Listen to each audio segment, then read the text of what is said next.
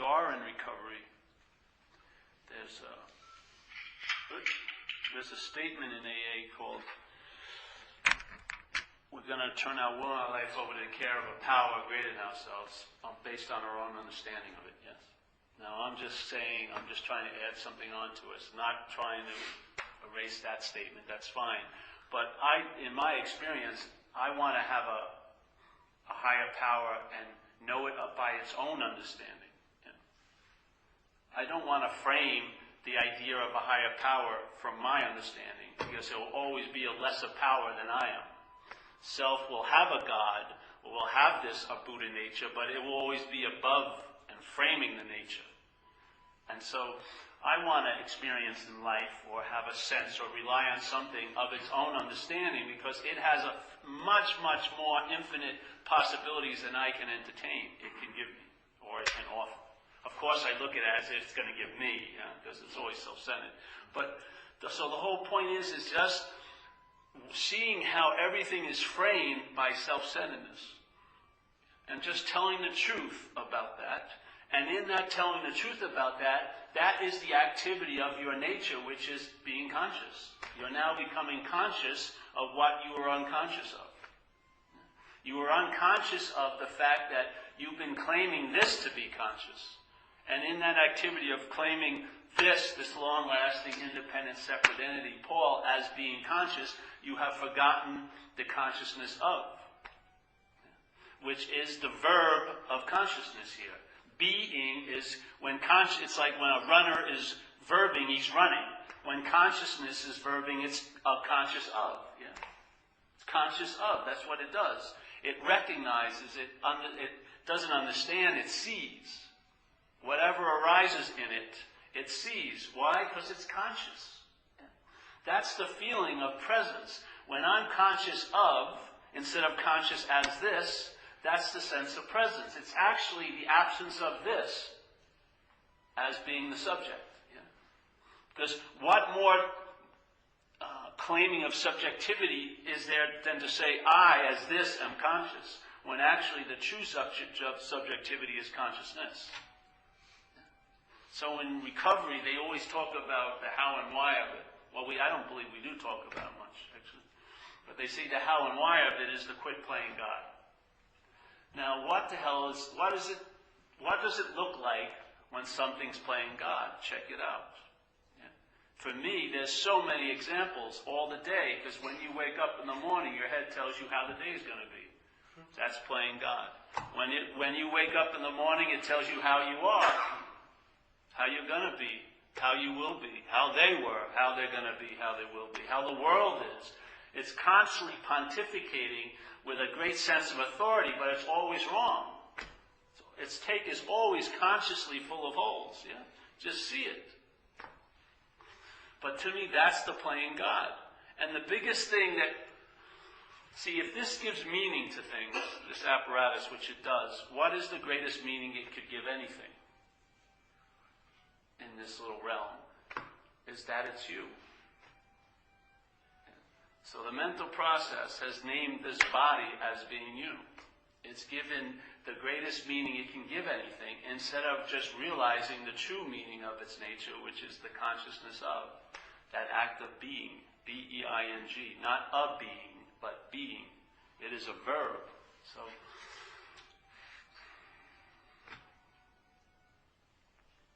it's a nice flute music now.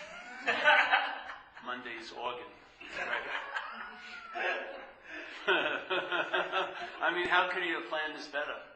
We just rent this room, and then we get organ music thrown in, flute music thrown in. It's great. Incredible. So this idea of being conscious, you have to see, what is the first contact with this world, or what we call the world? What is it? It's seeing, hearing, feeling, tasting, touching. And you see thoughts like an eye would see a bird fly by a window if it was looking at it. If I'm looking out that window and a bird flies by, I'm going to see it. Even if I didn't want to see it, I'm seeing it. Because there's consciousness. So the same thing, feeling, seeing, tasting, touching, smelling. That's conscious contact. The mental process says, I'm seeing, feeling, tasting, touching, smelling. At the first point of contact, the mental process deviates. And from that point of deviation is your story. And it just compounds more and more and more. The narrative becomes more historical. There's more reinforcement of it because of your perceptions. You perceive yourself. You see this body. You do. And then you see whatever this is. You don't know, but you see another body. So obviously, it seems so plainly to us that there is separation. But you have to realize perceptions aren't facts. They're not. Perceptions, it appears to be true or false to you. You perceive it one way or the other based on where you're looking at it from. So if you're looking at life from self-centeredness, your perceptions are going to be of a real world with real solid things because you believe you're a real thing and really solid. Yeah? That perception is going to reinforce the trance. And the daily narrative of the head is going to reinforce the story of a life based on self. And every time self arises, every time there's a sense of being Paul, it's also going to have a sense of being historical. You believe that's I know, the way I feel, I know I've been here. But that feeling is contrived. The mental process has produced a verb. It's verbing, selfing. Selfing, selfing, selfing, selfing, selfing. That verb makes up an illusion that there's a noun. The noun, that illusion is reinforced by the perception of being a body. Yeah? So that locks you in. So the selfing, selfing, selfing is a noun. And now the noun is having the mental process. The noun, Paul, is what's seeing and hearing and feeling and tasting. But in fact, it's not so. There's just seeing, hearing, feeling, tasting, touching. But the mental process has arisen and claimed it all. So the verification of that statement in spirituality, which is I am, that verification is used to make it I am Paul. Yeah? The power of the sense of being conscious, that I amness, is used now to reinforce the belief that you're a long-lasting, independent, separate entity, because the mental process has claimed it and put name and form on it. Name, Paul, form, this. Yeah. So now, every second, where the truth, in a sense, is being displayed, we're totally blind to it because I think I'm seeing, hearing, feeling, tasting, and touching. And it's not, the mind isn't saying it every time they're seeing, hearing, feeling, tasting, touching. It's now a belief. Yeah?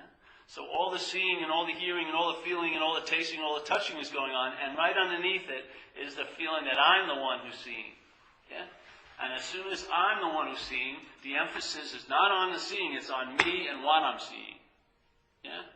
So seeing, which has a seer and a seem, it's a whole event. A seeming seer, the act of seeing, and the seem, yeah, now is not seen as a seamless verb, it's seen as duality. Subject, me, seer, object, seem.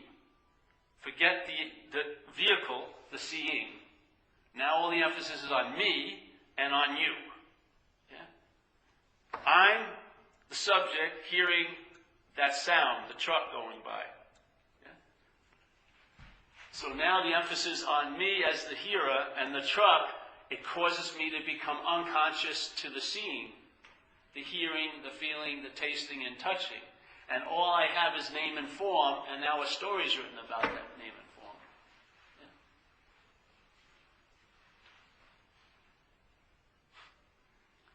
So there's seeing, hearing, feeling, tasting, touching. Mental process reacts to it. I'm seeing, hearing, feeling, tasting, touching. It goes unnoticed, and then everything that gets noticed now is noticed from self-centeredness. And that's unconsciousness. Because you're unconscious to the fact of your nature. No matter how conscious you get as a quote-unquote self, you're unconscious to your basic nature. Yeah? So as a self, you can be really conscious and you can be really unconscious. But there's still a separation from the fact that you're consciousness. In other words, like for us in recovery, it says, your daily reprieve from alcoholism is contingent on the maintenance of your spiritual condition.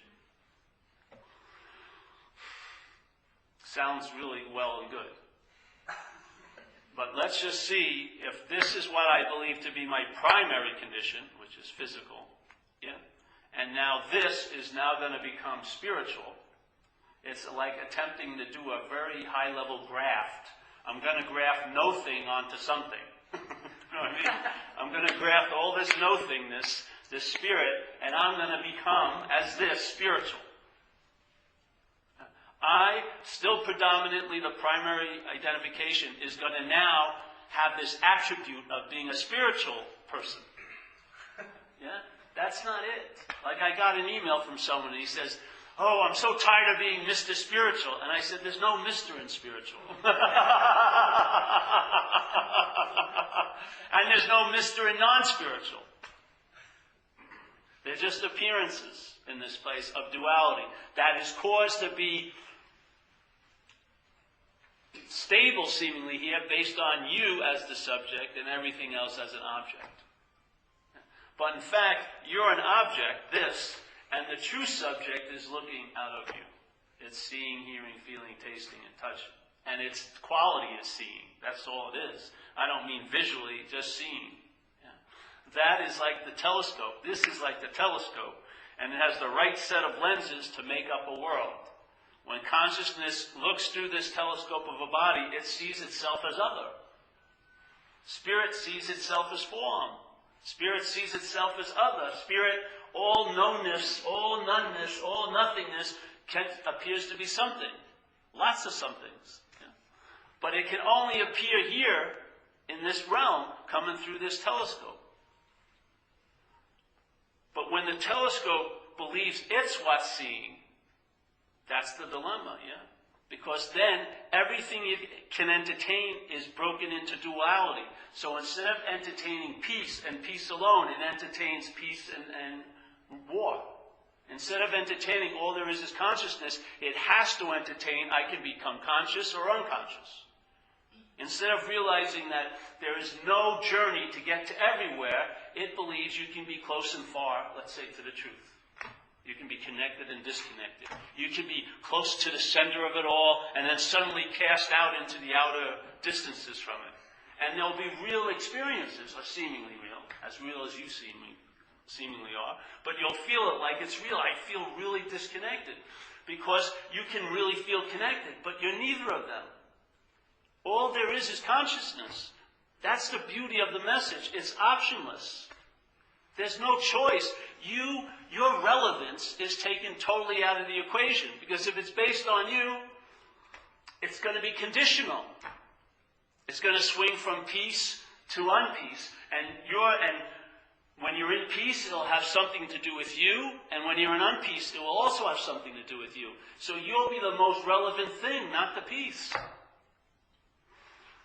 Peace will be something you have. You'll be more important, quote unquote, than the peace. You will be raised above the peace, and you'll be having it or not having it based on what you've done or haven't done.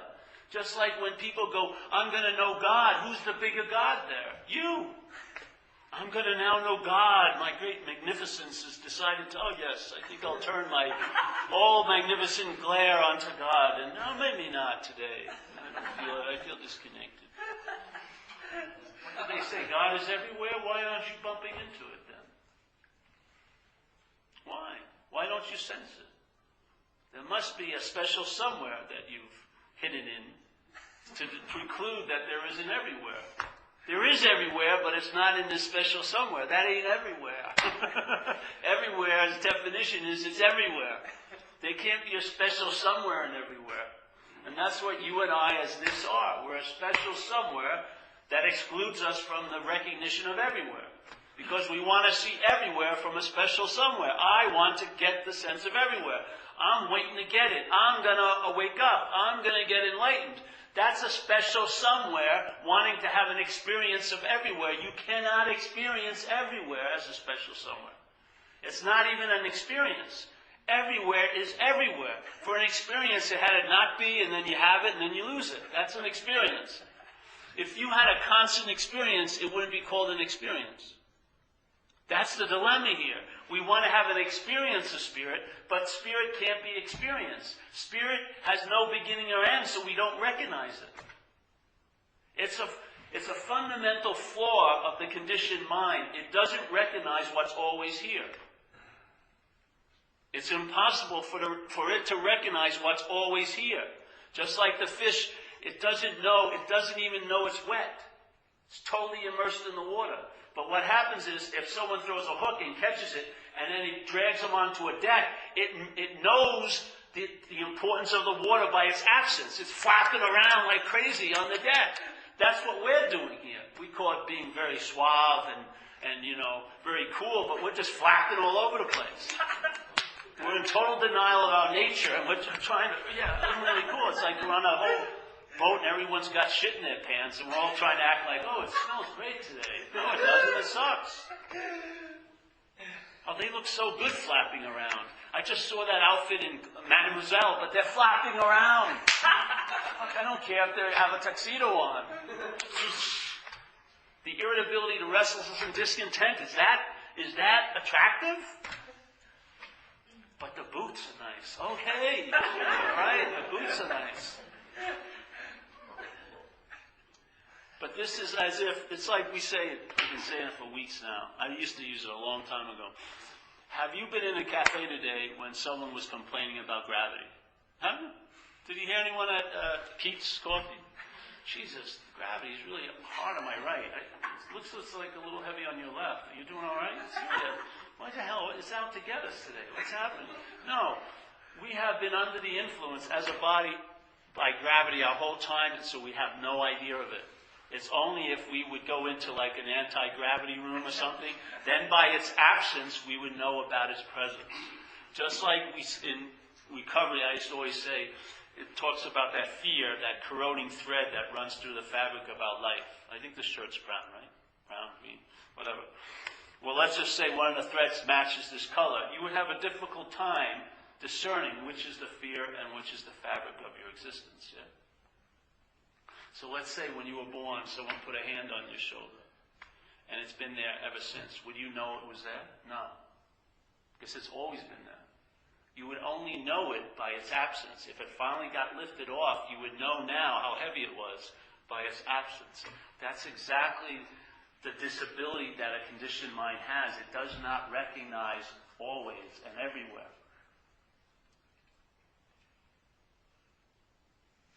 What's always here is seen as never being here. So everywhere can be missed. You can live without bumping into everywhere, just because of its quality of being everywhere. But if you look at everywhere, and you're in your little gated community of special somewhere,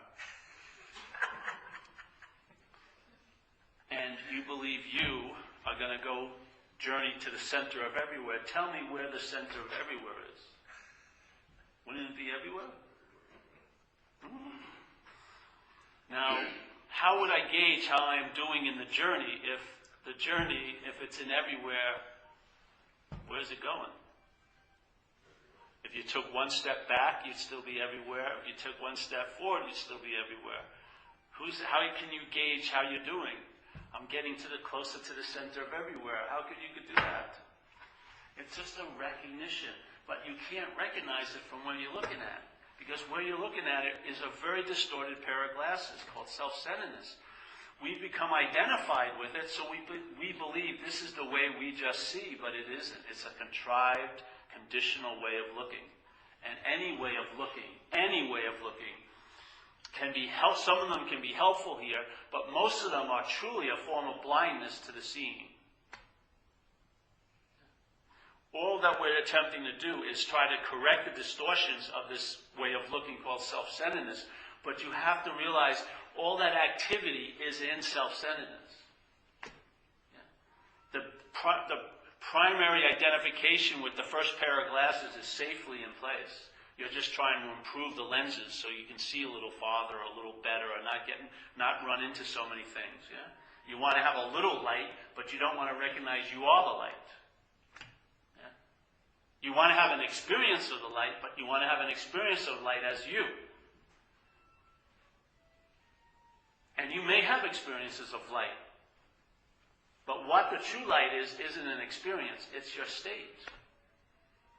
It has never had a break. It doesn't have a beginning and doesn't have an end, so your head can't recognize it. The beautiful news is, when you drop out of that center of the head, which is self, then there's a recognition or an intimation of the presence of that, of the sense of everywhere. Yeah? You can't see everywhere, you can't feel it, you can't taste it, you can't touch it, but you can intimate it. Why? Because you're conscious. You have consciousness. So the consciousness can be conscious of what? The everywhere in which it dwells.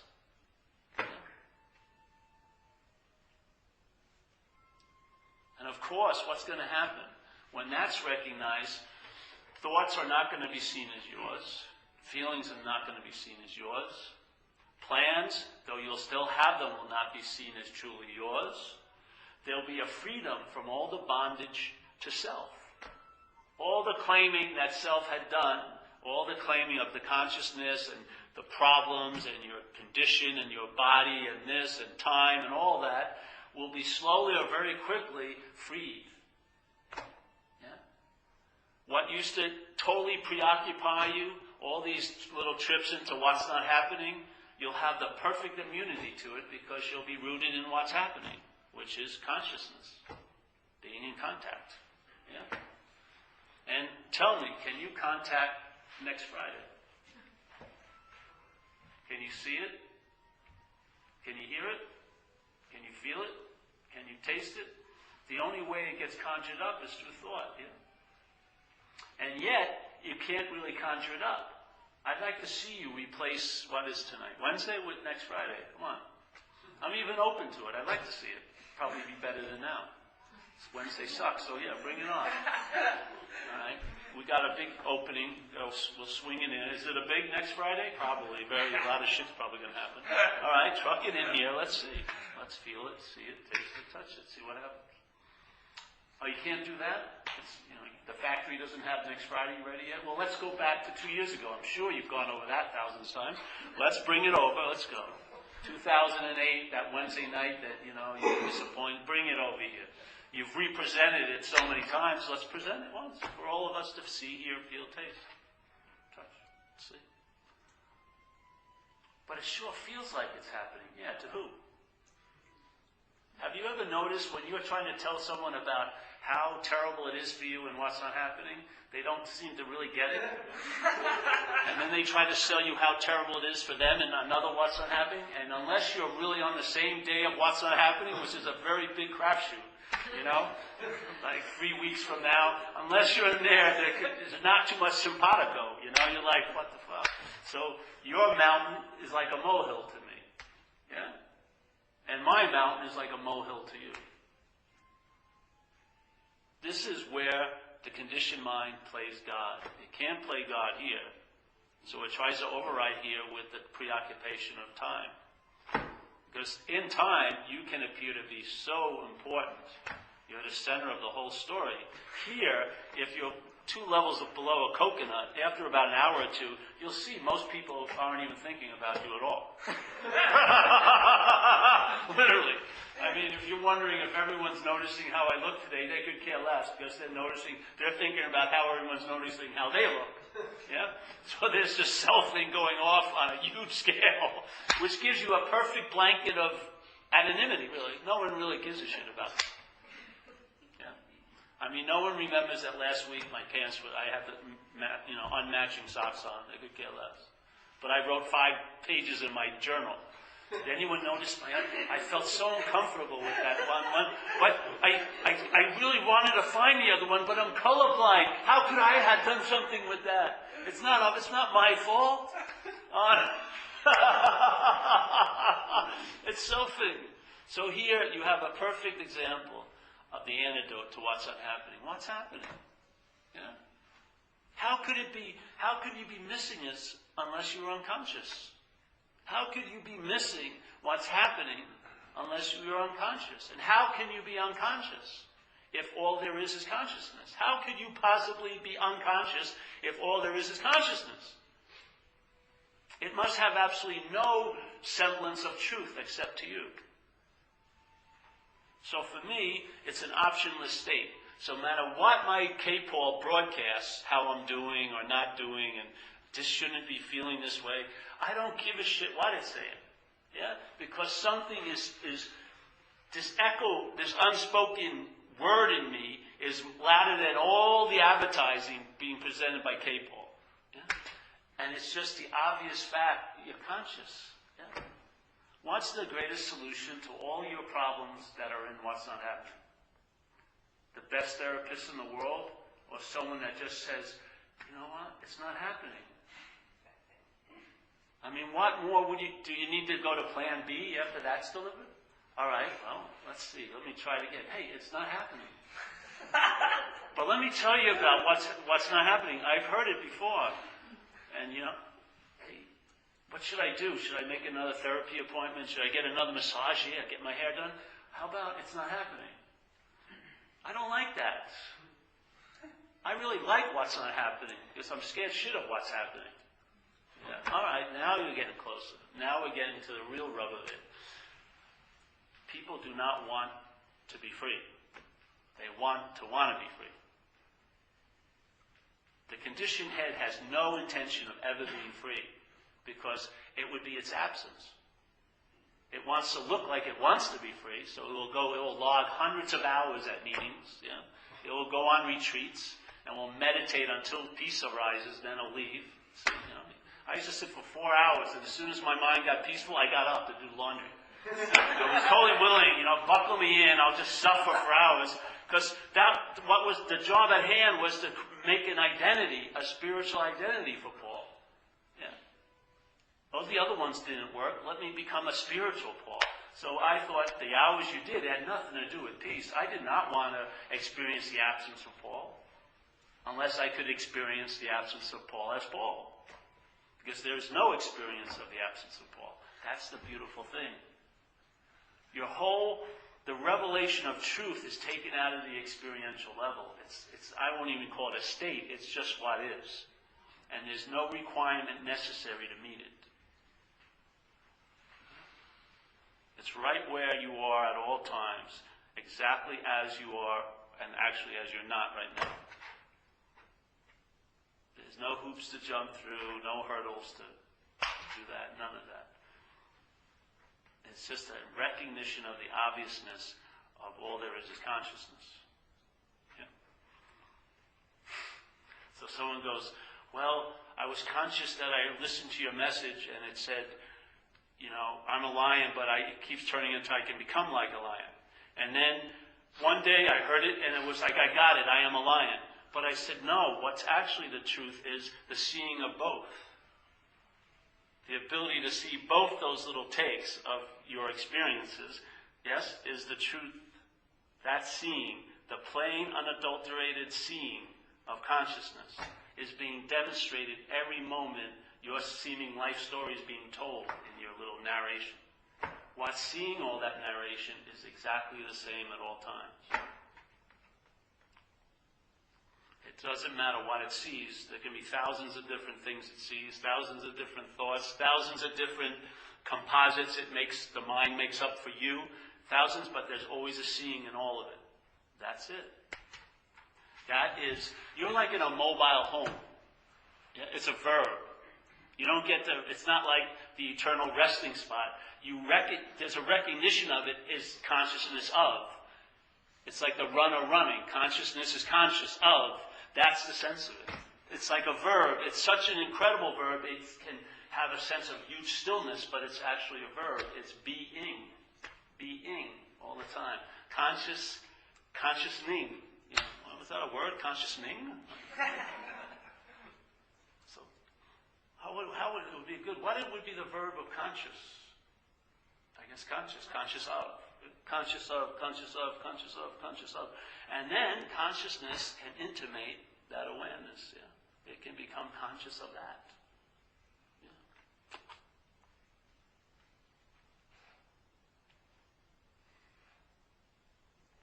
Then all hell breaks loose. Now you have true immunity to all the slings and arrows. I don't mean the physical slings and arrows, but the thoughts. The my thoughts. The my is the act of identifying. The thoughts have no power over us. It's the my that injects all their meaning. When a thought is seen and you believe you're the thinker of it, or it's about you, the injection of meaning doesn't come from the thought to us. It comes from this, the conditional, into that. Then it opens up when we become conscious of it and we believe it came from the thought. But in fact, let's say there's something. I meet someone. So there's a sense of Paul meeting them. As soon as the meeting occurs, the mental reaction is, what does this remind me of? And then Paul is like the tag for tons of files. It goes into the files and it downloads meaning into the thoughts about this situation. And I believe the person is doing it to me or something like that, but it's not happening that way. The conditional mind, those memories, the conditioning, the rehashing and the representing and the re-feeling and the rethinking injects into this thought. And that what causes that is the MY. See it. See what happens when you have a thought. If someone else has a thought and they share it with you, you have incredible wisdom about it, yeah? You can have the same thoughts and you're thinking it's a great idea. You say, you're freaking insane, you should go into a program right now. And you're thinking, oh, I can do this on my own. Yes. What's the difference? Same thought, but your take is totally different. One is, I have immunity to them when I see them as yours. I don't have immunity to them when I see them as mine. Why is that? Because it's the my that downloads the meaning, not the thought itself. Thoughts are thoughts. They come and go. That's their nature. You're the one that make them a pack animal. You download a lot of meaning, and then they create a little trail of mules. And there you go, Sister Sarah into the Sierra Madres, whatever that movie was. You got all this fucking old shit going into every moment with you.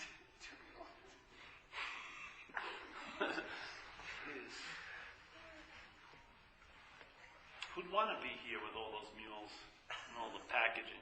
Jesus Christ, I would be believing in the little oasis. Yeah, anything. I would be sensing an incredible unbearability, and I'd want relief. I could never entertain the relief was right in that moment because it would be brought about by my absence. I am not going to entertain that, so I have to hope in time that something's going to save me. Something's going to make it better. Somehow, that next picnic I go to will be great.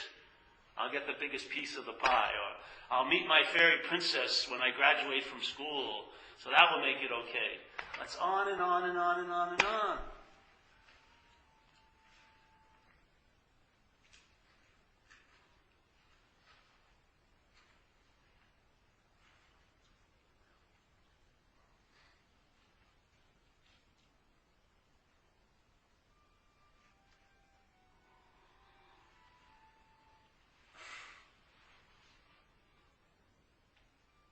This reminds me when I was young, I got arrested so much, so my family wanted me not to go to jail, so they brought me to an insane place, like something called Oaks in Amityville, Long Island. And they used to have flute music playing across the grounds, and they had chaise lounges, and I thought, this looks like a good place. I thought, man, Jesus, I want to get anyone. I couldn't get in there. But I wanted to get in there. Jesus, guys, you said flutes, kick back. Nice rolling feet, grasses.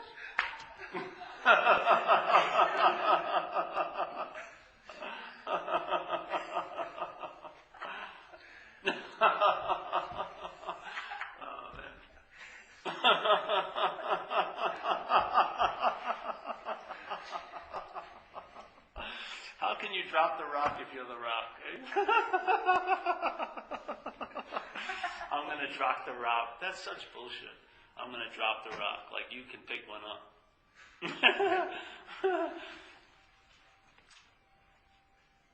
Why do you have so many problems in life? Because a problem begets problems. Like father, like son, like daughter and mother. So if the problem is your misidentification, you better believe it's going to spawn more problems every time it has intercourse with life here.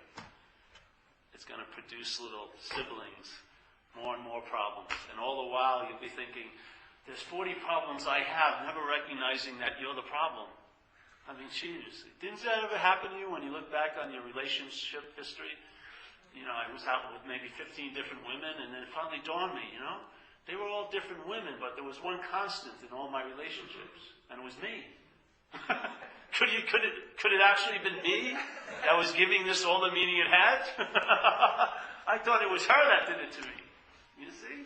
We want to throw this off ourselves because right where it seems to be unbearable to take responsibility is the freedom. Right there. Right behind there is the freedom. See? It's unbearable for Paul to deal with what he seems to have made. But if you can go beyond that idea of being Paul, there's the freedom. When you let something be real as it wants to be, it will show its nature, which is unreal. The more and more you're trying to make it unreal, that gives it a reality. In this little place, if it was like a jungle, the predator and prey, you'd see the difference. It's a very simple relationship. The prey gets their throats out by the predator, yeah? But in this situation, your mental process called selfing has you by you trying to get out of it. By you trying to get out of it, that's being in self. How can you escape self-centeredness? Self can't get out of self. So you realize, Jesus, the root of my problem is self. And then you join a 2-year group of how to get out of self. That's obsession with self. That's self being once again in self. Self is the appearance in and out. What appears to believe that it was in will also appear to believe that it's out. Both of them are selfing. You have never been in, and therefore there's no need to get out.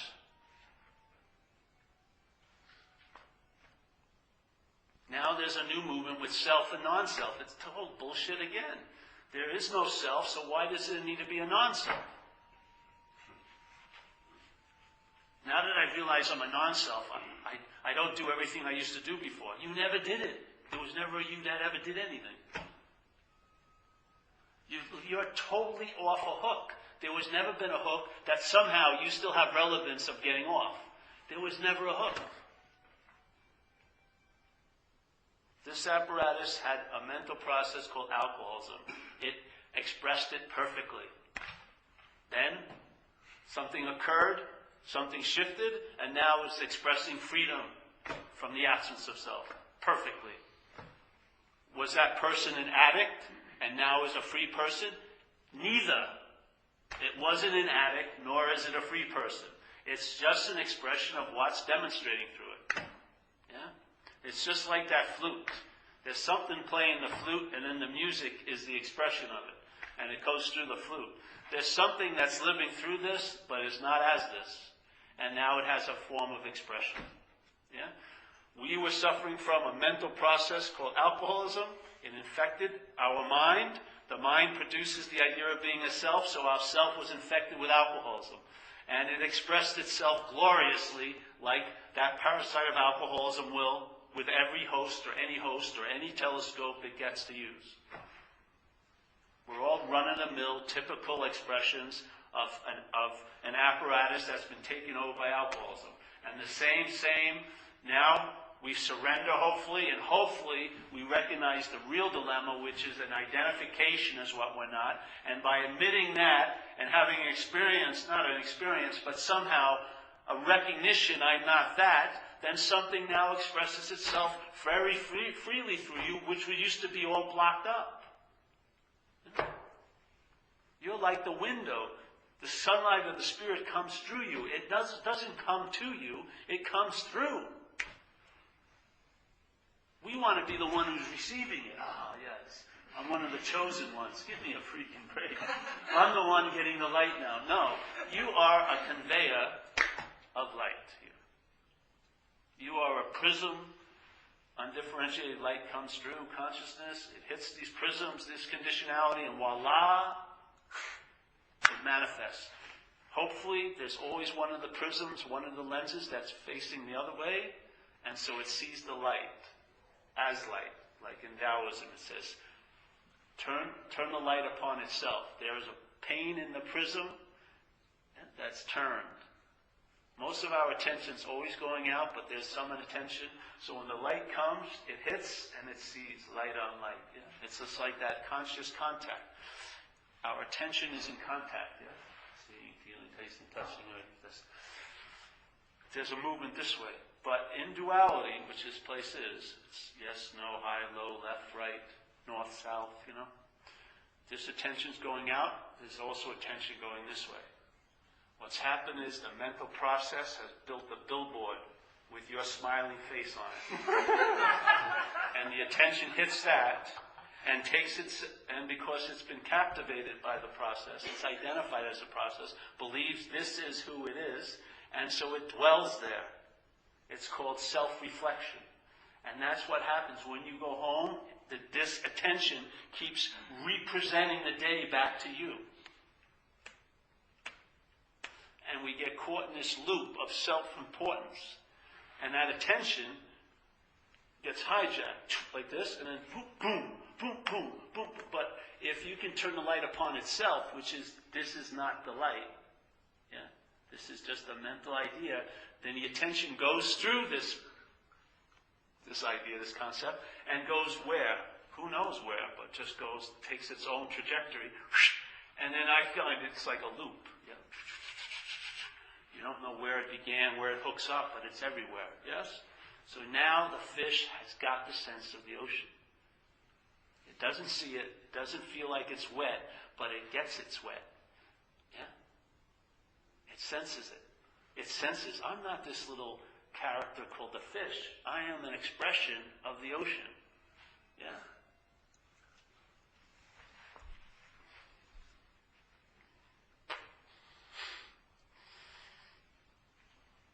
But not as a fish.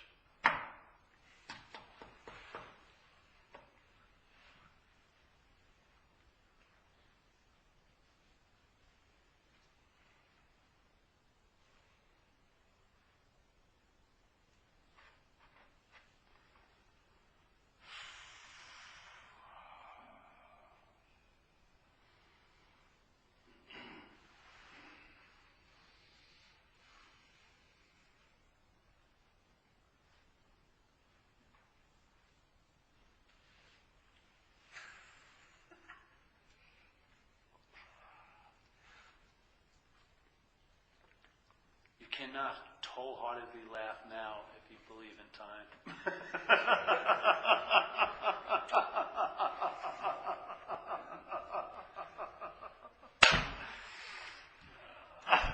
I don't care if I'm going to get squished by impending doom. I'm going to be smiling until it happens. I'm not going to tie to the God of worry and think I'm going to get a less severe beating if I worry about inane things every day.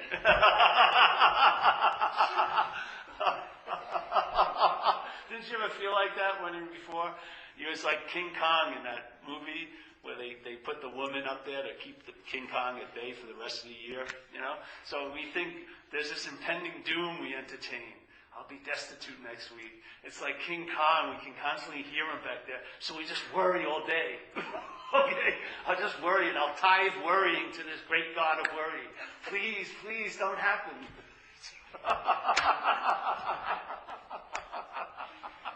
So, the effect that you're actually living as is much worse than the meaning you gave King Kong coming and ruining your village. You've ruined your life in the village. The village isn't even worth being saved. King Kong doesn't even want to have anything to do with it.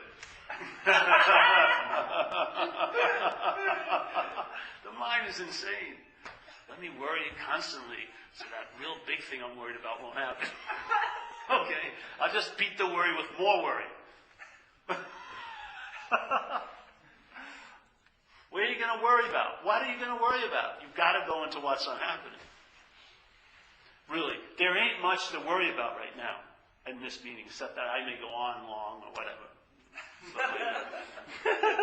There really isn't much to worry about. It's like an empty field. You can't really harvest. You'd be scratching like a chicken, trying to find something. But there's this giant field of what's not happening. And what's not happening, anything can happen. Literally, anything can happen in what's not happening. So, let's say I'm totally healthy. I'll override that with, I'm going to have cancer next week. Okay? I'm going to totally override the state my body's in now with the speculation of what it's going to be like next week. Okay? So I go into what's not happening. Yeah? I'm up there. I'm going to have cancer next week. But the point is, it doesn't download in next week. The experiences or the expression or the demonstration happens through the body. Yes? The body doesn't have any idea of time. It doesn't realize the mind is entertaining what's not happening. It takes everything the mind's entertaining as what's happening. So now, it starts getting worried because right now it thinks it has cancer. It starts flipping out. The nervous system gets a little more frayed. The thoughts go faster. You start sweating. And you're basically totally preoccupied with what's not happening, and you're not engaged with what's happening. That's called living in interpretation. That's called being a devotee of mind. The mind, that conditioned mind. So what are you going to do? The only solution is to see that it's not happening. And really what occurs is you see that you're not happening. Yeah? You're not happening as you think you are. That's the immunity to all the other places of what's not happening. And what occurs is immediately you become conscious of what? Now. And this is the best place to get any information about what to do now, is from now. Not from the past or the future. Seriously. You won't get a huge wealth of information. You usually just get to know what to do next. And a lot of times, it's this beautiful state of I don't know, which is, that's where you're living from. There really isn't an imperative to know anything, basically. Things just happen. And like I was with my friend, and this lady I see, this healer, she's got me on 2 shots of espresso every day. I haven't drank coffee in 20 years. I've entered the cafe culture again. I'm going to Pete's and hanging out. You know? There's a lot of addicts out there, I swear to God. The lines I've been on at Pete's in the middle of the day are amazing. And these people they're in front of you. That's for sure. They want to get that shot. So I just had this, I got to drink these espressos. So I said, all right, well, then I decided, I'm going to go to thrift stores, and I found a machine. I had no idea what it was. It could have been a humidifier. It was a Tassimo, and I think it's a coffee thing. So I buy it, $8.50. Now, it's weird because it doesn't take coffee. You've got to buy a special coffee called tea discs, which is a packaged coffee, and you put in this machine, and it reads it, computer, and it makes the exact amount, and also has a water filter, so it purifies the water, and it goes through there and makes the perfect espresso. Perfect! A day ago, I had no idea. Now I know Distees, Tassimo, $200 coffee makers. I'm thrust into this whole world. It's fucking incredible. Yeah? And I just run into things. That's what happens. I never thought about it before. I think about it. I walk to a thrift store. There's this machine. Oh, get that. $8.50. Oh, I'm just going to buy some coffee. You can't buy coffee for this. Got to go on the computer. What is it? T-disc. Where can I find them? Bath, Bed, and Beyond? I've never been there in my life. Larkspur. I go there. They have a giant wall of them. I buy them. And then I see, hey, it's going to cost me like $2 less every time I drink one of these things. Of course, she's only going to have me on it for like 3 more weeks, but then I'm going to have this huge machine that I could sell to somebody. So, but I get it. All this happened like that. Nothing, I never thought of any of it, and then suddenly it becomes this life, like a beautiful event in life. Yeah, that's what it's like. Things just show up and bam-o. It's like watching one of those pictures of a flower going really fast. Things just, you entertain an idea and suddenly, Brit! And then another Brit. It's beautiful. And it's just a dance. There's a freedom in the verbing of it. You're living, you're conscious. By being so preoccupied of how it should look or how it isn't looking and what I need to worry about, where I'm going to be in the future, you know what's thinking about where it's going to be will not be what's there then. You'll have a whole new personality being presented by the mental process. It will have no semblance of the one you think you are now. So you're worrying about a total stranger. Literally. You're worrying about how a total stranger is going to be doing. Who gives a shit? But the one that seemingly is now, you have no care for. No, I'm waiting for something special. Then I'll embrace it. If you're not embracing now, you won't embrace anything later. Yeah? You'll be like this, you'll want to, maybe, but you won't have the ability to open up. You won't be able to fit yourself around those circumstances because you've been constantly fitting the circumstances around you.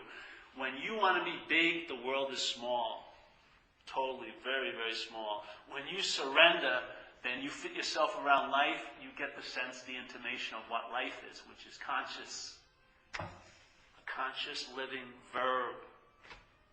And how could you not be that? You qualify for being everywhere, eh?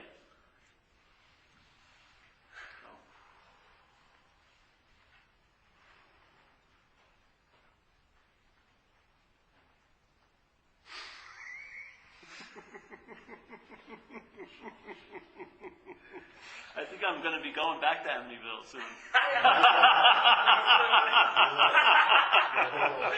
I'm getting close.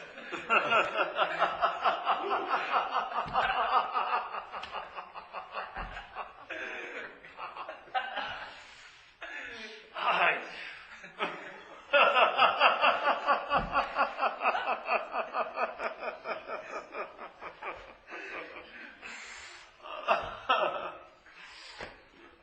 Well, let's pull ourselves together.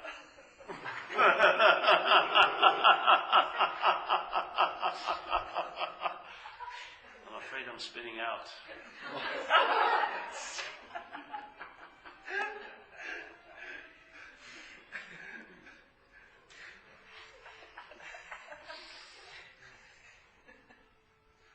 The self is always looking back, always waiting to bring something with it. This is called abandonment. And abandonment is without reservation. Not for your life, just this moment. Don't look back, because nothing's there. Nothing's there. You don't need any permission. You don't have to make any penance to be let go. Yeah?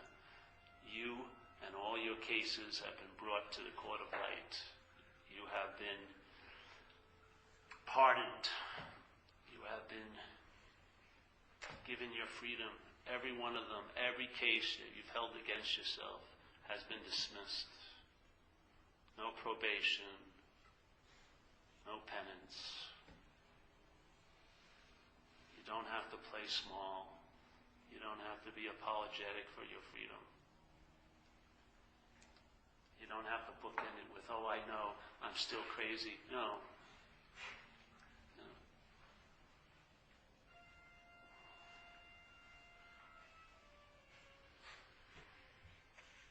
Yeah.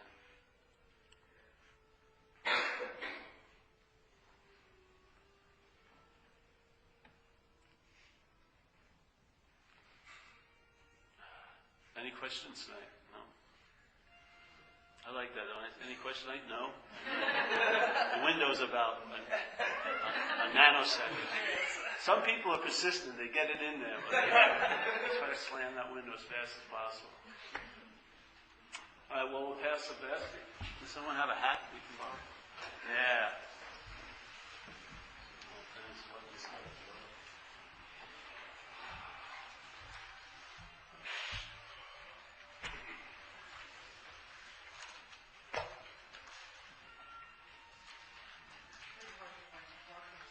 Was it? Yeah.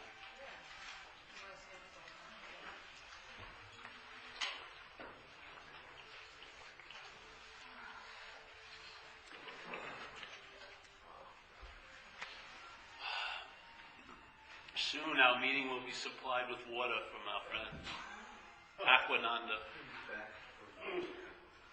Actually, we should bring some water here, and maybe we'll get good energy.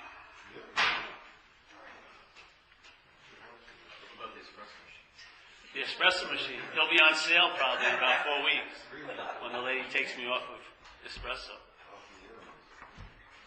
a damn good one, though. It's sort of cool. I'm like a pit bull, though. Once I get on something, I'm find those T-discs. Best price I could possibly get them.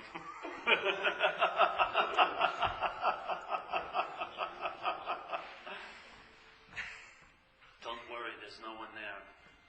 That's the good news. You can come off your own probation.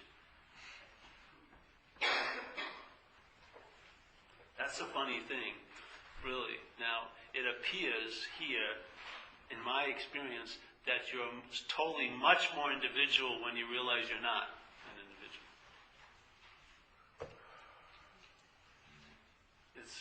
It's funny, because things that were, all these little preconceived dams are just broken.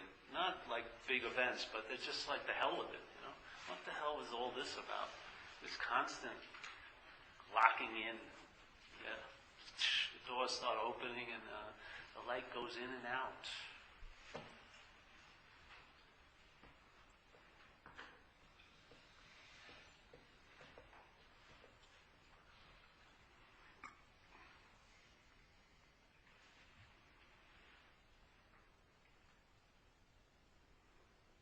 All right, we'll end with serenity prayer. Yes?